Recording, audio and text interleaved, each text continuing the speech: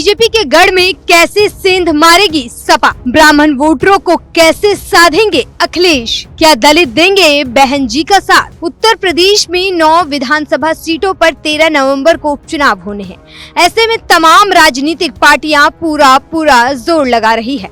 अखिलेश यादव लोकसभा चुनाव की तरह ही यूपी के उपचुनाव में सबसे बड़ी पार्टी बनना चाहते हैं, लेकिन इसमें सबसे बड़ी मुश्किल जिस सीट पर साइकिल को दिखाई दे रही है वो है गाजियाबाद विधानसभा सीट।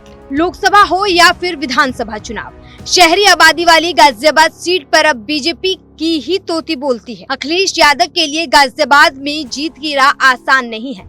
सपा हो या बसपा या फिर कांग्रेस, बीते कुछ सालों में यहाँ बीजेपी के आगे सभी दलों की हार हुई और लंबे समय से यहाँ कमल खिलता आ रहा है। ऐसे में बीजेपी के गढ़ में सेंध मारना अखिलेश के लिए मुश्किल है। गाजियाबाद विधानसभा सीट के पिछले चुनावों पर नजर डालें तो भारतीय जनता पार्टी ने 6 बार चुनावों में जीत दर्ज की है, वहीं कांग्रेस को 4 बार सफलता मिली है।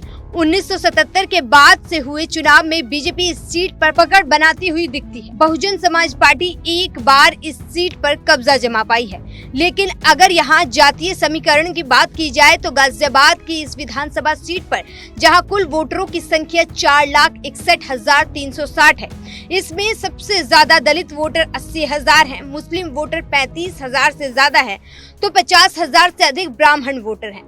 वैश्य वोटरों की संख्या भी करीब 35,000। इसके अलावा यहाँ ठाकुरों की संख्या 25,000, पंजाबी वोटर 12 और यादव वोटर 11,000। अगर दलित और मुस्लिम वोटर एक साथ किसी भी राजनीतिक पार्टी के पक्ष में वोट कर दे तो ये संख्या हार और जीत का निर्णय करने की स्थिति में होगी।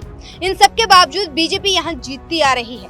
ऐसे में देखना होगा कि दलित बहन जी और बीएसपी का साथ देते हैं या फिर मुस्लिम दलित एक साथ साइकिल की सवारी करते हैं, या जातीय गणित को गलत साबित करते हुए इस बार फिर बीजेपी बाजी मारती है। अखिलेश यादव ने पीडीए समीकरण के तहत दलित उम्मीदवार सिंहराज जाटव पर दांव लगाया है।